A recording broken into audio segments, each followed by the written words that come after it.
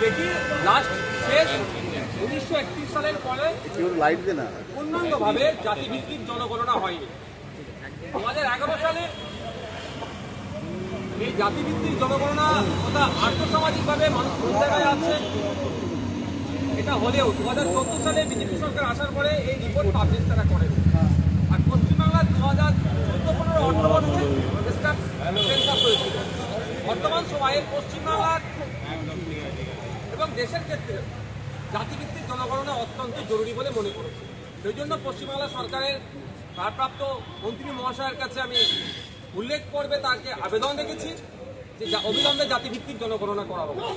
এই জাতিভিত্তিক জনগণনা করতে গিয়ে আমরা না করার ফলে আমরা যেটা দেখছি, জনজাতি উপজাতি থেকে শুরু করে অনগ্রসর হিন্দু এবং সংখ্যালঘু মুসলিমদের অর্থনৈতিক অবস্থান কোন জায়গায় আছে, তারা আর্থসামাজিকভাবে কোন জায়গায় আছে, চাকরির ক্ষেত্রে তারা কোন জায়গাতে আছে, বিভিন্ন স্তরে তারা কোন জায়গাতে আছে, তাদের লাইফ স্টাইলটা কোন জায়গায় দাঁড়িয়েছে সেটা সঠিক মূল্যায়ন করতে পারছি না আমরা। মন্ডল কমিশন 1980 সালে এবং সাচার কমিশনের সবকটাই কিন্তু 1931 সালে এই জাতিভিত্তিক জনগণনাকে সামনে রেখে হয়ে গেছে।